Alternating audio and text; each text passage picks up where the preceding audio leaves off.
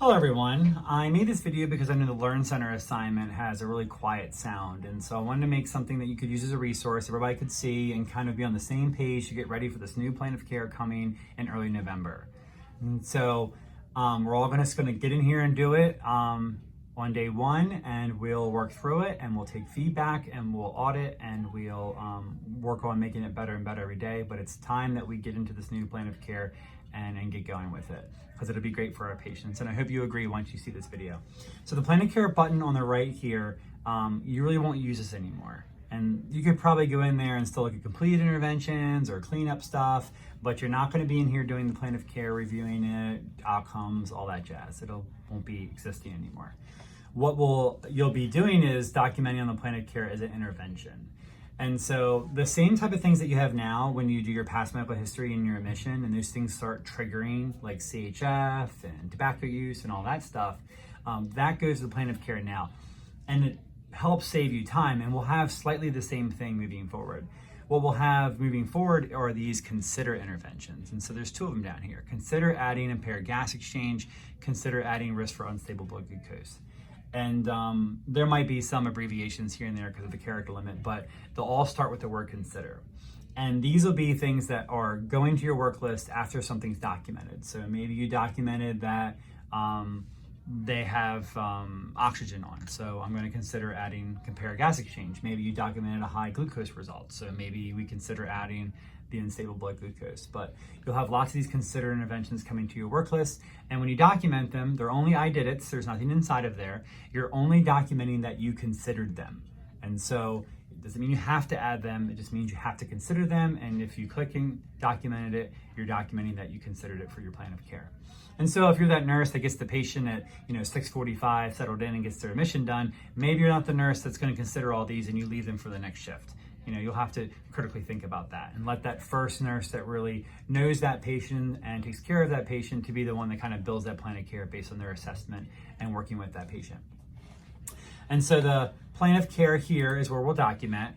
And before I go in, I can go in here actually real quick, and it's blank. And if you've ever documented a wound or an IV in this hospital, you know how an instance works, where you have a drop down and you pick something and then you can document, and then you can do it again and again and again and again and again and make lots of them.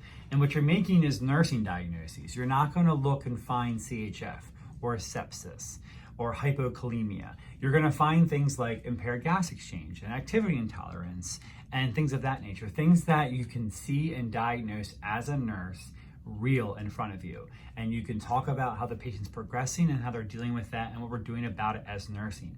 We have the problem list for the medical diagnoses. We have the care plan for the nursing diagnoses. And we're all going to have to remember back to school and what we did there. Now, I'm going to pick some things, but maybe I'm not sure, or I'm stumped about what for this patient. So I do check and see, do I have any considers? Oh, and I have two of them here from my admission and my physical assessment. And I can document on those. There's a little globe next to them that will take you out to our evidence. And so this goes to Lippincott Advisor. And here you can look at, for this particular nursing diagnosis, what we should see with the patient, what we expect with them, what we should do about it as nurses, and how we collaborate and how we evaluate it. And so this answers that question, is your care plan evidence-based? Yes, because it is linked to our evidence here, and we build it based on our evidence as well. And after the 10,000th impaired gas exchange, you might not need to come here, but it's always there for that weird thing or that every in a blue moon type of thing. And each of them go to their respective care plans. So they'll have all their special links that go to the ones that they need. So here's this one for blood glucose. So I'm considering this, I'm reading this, and I'm in my plan of care. So I'm going to get impaired gas exchange. And it's a big list. It's kind of daunting. It's in alphabetical order, and hopefully you know where you're going. But here's where we have impaired gas exchange. All right. And so that first nurse is all about the initial, and everyone else is going to be about the evaluation. So I'm that first nurse for this patient. We have actual impaired gas exchange, not at risk. And then what is it related to? So it's related to COPD. That's where we talk about medical diagnosis. That's where we have the chance to link the two together, okay? And then we have evidence. So what is it evidenced by? And we could talk about, and I can't type, so I apologize. Increased oxygen requirements, We can talk about what their baseline at home is when they're on now. So maybe we talk about 2 liters at home, now on 5 liters. Very patient specific. We can actually build, not to be smart, but a plan of care for this patient. We could actually leave the next nurse who might see this on a shift summary, the plan of care for this patient. This could actually be valuable information that we use and rely on and use as a communication tool to hand off our patients. That would be the best case scenario.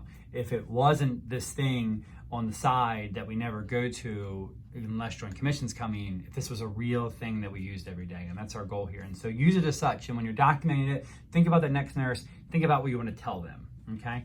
So that plan, what are we gonna do? We're gonna administer steroids. We can type that we're going to assess the respiratory status, listen to their lungs. We're going to work with respiratory therapy so we can titrate down that oxygen. There's a lot of things that we're gonna do for this patient that are related to nursing interventions.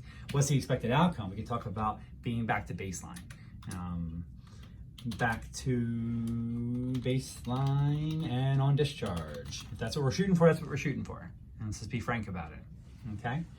And then we have the glucose. Let's do that one too. Unstable, so that's at the end here. Unstable blood glucose. All right, and we have actual at risk. Well, we have actual because we've had some really high results related to diabetes, and maybe we talk about, glucose results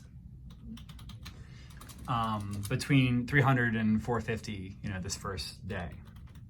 Then the plan, what we're gonna do is we're gonna educate. We're gonna educate the patient we're gonna talk about maybe the SoluMedrol. Talk about maybe how this acute illness and the treatments that we're giving them is contributing to this. We can talk about their diet. We can talk about the choices they could make. There's a lot of different roads we can go down with this because diabetes isn't the same for everyone. Some people, it's being caused by factors out of their control, and it's not education. And some patients, it is education. And this is your chance to talk about what you will, as you, the nurse, not just some blanket statement, but you as a nurse will do for this patient for their diabetes. Because sometimes they know it all, and that's not the road you're gonna go down as a nurse. And so make it specific. Make it something you can hand off to that next nurse that's valuable for them. What's the expected outcome? It could be just back to baseline type of results for them. It could be actually verbalizing, the kind of things they need to do to change their life. And then target time frame, could by discharge, maybe in the next shift, if you have them multiple days in a row, things like that. We're gonna save it and get out of here. So now it's 12 hours later on that next nurse. That first nurse documented and considers, I'll show you how that looks. It's just I did it, so when you remark that you considered them, they go away. And it doesn't mean you have to add something because you considered it, it means that you documented you considered it. So if it's not relevant, it's not relevant. So we're back in here, it's the next day. Now that initial part is kind of done, and you can use that to create your evaluation. You could change or add things here if you felt it was necessary, if there was a big change in the patient or something's in error, but it's not kind of required for you to do the initial part as that next nurse. It's more important about the evaluation, which does not take a lot of time and is very, again, critical thinking and very patient specific. So what's going on with this glucose? Maybe we're not met. It's not gotten any better. Maybe it's partially, we're getting better. Maybe it's met, but it's not probably complete. It's ongoing, just like falls. They didn't fall this shift, so I met my goal, but we're not gonna stop with the whole safety thing. So it's not complete, it's ongoing. So maybe this is partially met, and we can talk about, the glucose results here. We can type that the patient verbalized this, or we gave a CREAMS education about that. Good opportunity here to type that and be something real about our patient.